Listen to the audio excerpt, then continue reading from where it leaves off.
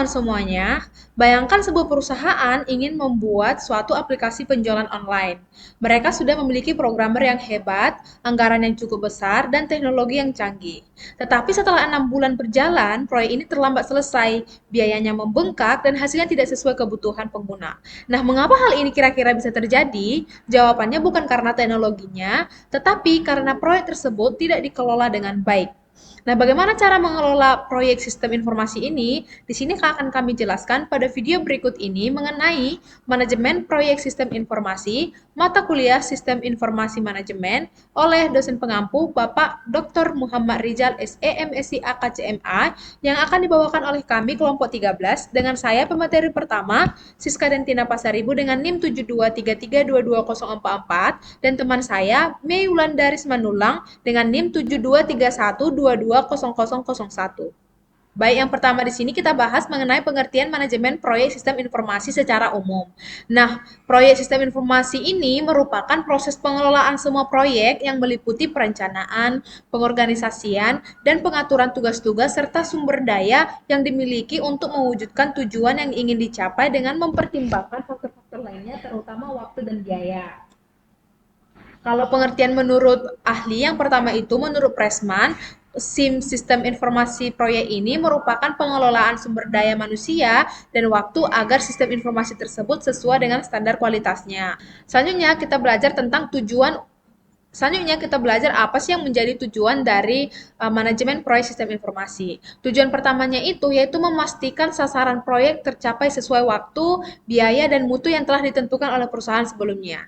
Tujuan yang kedua yaitu mengelola bagaimana risiko yang mungkin muncul selama pengembangan sistem.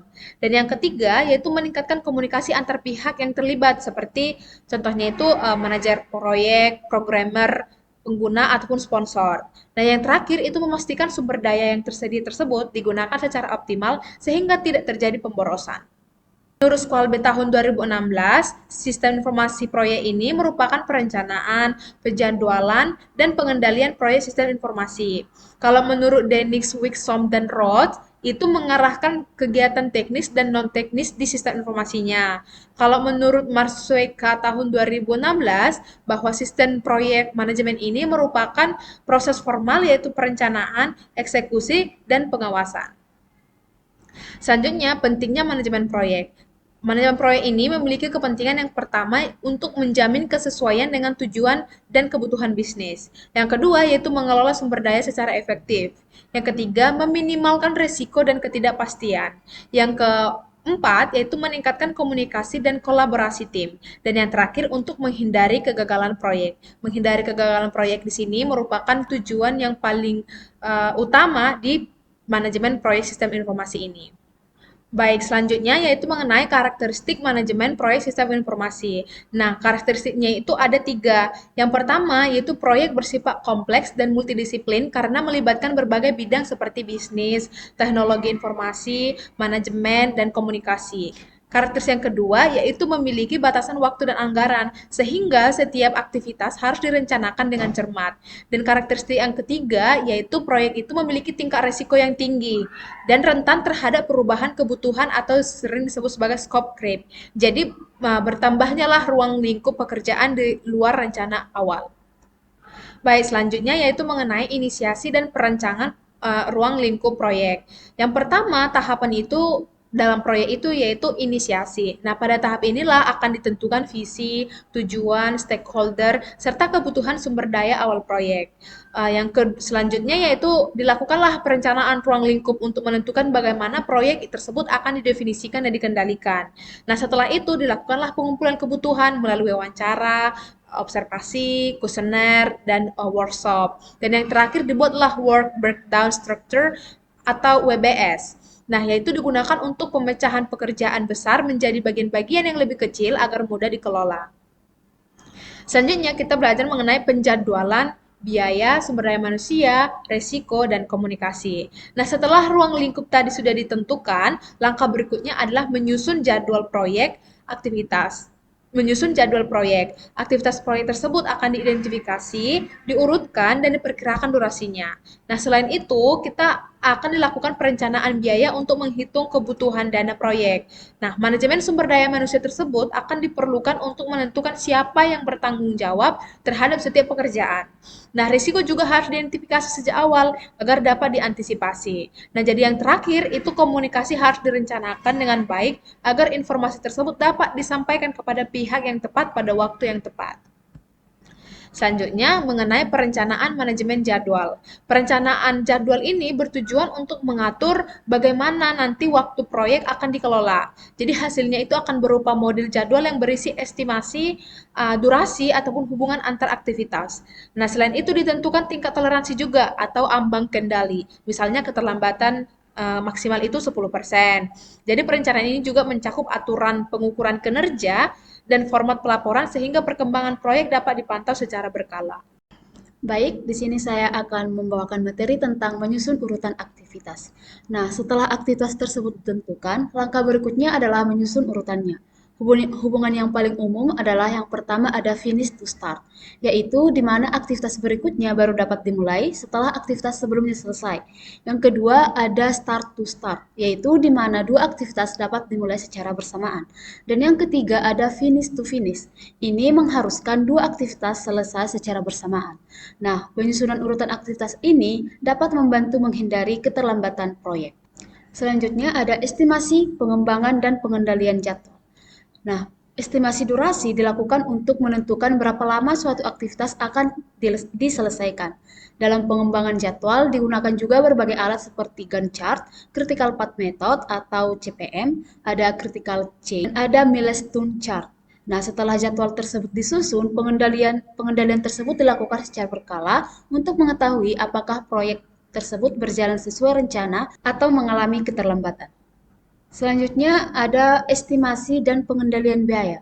Nah, pengelolaan biaya dimulai dari perencanaan biaya, estimasi biaya, penyusunan anggaran, hingga pengendalian biaya. Terdapat beberapa metode estimasi yang dapat digunakan. Yang pertama ada metode analogus, yaitu menggunakan data proyek sebelumnya. Yang kedua ada metode parametrik, yaitu menggunakan perhitungan statistik. Selanjutnya ada metode bottom up, yaitu menghitung biaya dari setiap aktivitas secara rinci. Sedangkan ada metode 3 point, yaitu mempertimbangkan kondisi optimis, realistis, dan pesimis untuk menghasilkan estimasi yang lebih akurat. Selanjutnya ada anggaran proyek. Nah, anggaran proyek ini terdiri dari beberapa komponen. Yang pertama ada biaya langsung yang mencakup gaji tenaga kerja, pembelian perangkat, dan lisensi software. Yang kedua ada biaya tidak langsung, yaitu meliputi listrik, pelatihan, dan fasilitas kerja. Selain itu, terdapat juga biaya contingency reserve, yaitu sebagai cadangan untuk risiko yang telah diperkirakan. Selanjutnya, ada manajemen reserve, yaitu digunakan untuk menghadapi risiko yang tidak terduga. Selanjutnya ada Earned Value Management atau EVM. Earned Value Management ini adalah metode yang digunakan untuk mengukur kinerja proyek berdasarkan waktu dan biaya. Nah, terdapat 3 parameter utama. Yang pertama itu ada Planned Value, yaitu biaya yang direncanakan untuk pekerjaan terjadwal. Yang kedua ada Earned Value, yaitu biaya pekerjaan yang telah diselesaikan atau nilai kerja. Dan yang ketiga ada Actual Cost atau biaya aktual, yang ini merupakan biaya yang telah dikeluarkan. Nah, ketiga parameter ini digunakan untuk membantu proyek menilai kondisi proyek secara objektif. Selanjutnya kita masuk ke dalam indikator dari Earned Value Management. Nah, dari data Planned Value, Earned Value, dan Actual Cost dapat dihitung beberapa indikator penting. Yang pertama itu ada Cost Variance, yaitu menunjukkan selisih antara nilai pekerjaan yang dihasilkan dan biaya aktual. Yang kedua ada Schedule Variance, yaitu menunjukkan selisih antara progres aktual dan progres yang telah direncanakan. Selanjutnya ada Cost Performance Index, yaitu yang digunakan untuk mengukur efisiensi biaya dan waktu proyek. Nah, nilai indeks di atas 1 menunjukkan kondisi proyek yang baik. Selanjutnya ada software manajemen proyek. Nah, saat ini terdapat berbagai perangkat lunak yang dapat membantu pengelolaan proyek. Yang pertama ada Microsoft Project, yaitu banyak digunakan untuk perencanaan dan penjadwalan. Yang kedua ada Asana, yaitu membantu kolaborasi tim secara online. Yang ketiga ada Trello, yaitu menggunakan sistem papan Kanban yang sederhana dan mudah dipahami. Yang ketiga, yang selanjutnya ada Jira, yaitu yang sering digunakan dalam proyek untuk pengembangan perangkat lunak berbasis Agile. Yang selanjutnya yaitu mengenai alat visualisasi proyek. Nah, visualisasi ini membantu tim memahami proyek secara lebih mudah. Nah, diagram yang pertama itu ada diagram afinitas. Ini digunakan untuk mengelompokkan ide, diagram interrelasi untuk melihat hubungan sebab akibat. Selanjutnya ada diagram pohon untuk memecah masalah menjadi bagian yang lebih rinci. Selanjutnya ada matriks prioritas. Ini digunakan untuk menentukan untuk menentukan seluruh prioritas pekerjaan. Dan yang terakhir ada jaringan aktivitas yang digunakan untuk menggambarkan hubungan antara kegiatan. Selanjutnya ke penutupan, evaluasi dan pemeliharaan proyek. Nah, suatu proyek dinyatakan selesai apabila seluruh pekerjaan tersebut telah diserahkan dan disetujui, ruang lingkupnya telah tercapai, serta terdapat penerimaan formal dari sponsor proyek. Nah, pada tahap ini dilakukan penutupan kontrak, penyelesaian administrasi, dan penyusunan dokumen proyek sebelum tim tersebut dibubarkan. Nah, setelah proyek tersebut selesai, dilakukan evaluasi untuk menilai apakah sistem yang dikembangkan itu benar-benar memberikan manfaat bagi organisasi. Evaluasi dilakukan melalui post-implementation review, dokumentasi, serta pengumpulan masukan dari stakeholder. Selanjutnya, sistem tersebut harus dipelihara melalui pemeliharaan korektif, adaptif, dan preventif agar tetap dapat digunakan secara optimal. Sebagai kesimpulannya, manajemen proyek sistem informasi ini merupakan proses yang terstruktur untuk memastikan proyek berjalan sesuai target, waktu, biaya, dan kualitas. Nah, seluruh tahapan dimulai dari inisiasi, perencanaan, penjadwalan, pengendalian biaya, hingga evaluasi memiliki peran penting dalam keberhasilan proyek. Nah, dengan memanfaatkan metode seperti Gantt chart, CPM, dan Earned Value Management, serta didukung software manajemen proyek yang tepat, organisasi dapat meningkatkan peluang keberhasilan proyek dan memperoleh manfaat maksimal dari sistem informasi yang dikembangkan. Demikian hasil video kami. Terima kasih telah menyimak video pembelajaran ini. Semoga materi ini dapat bermanfaat bagi kita semua. Terima kasih.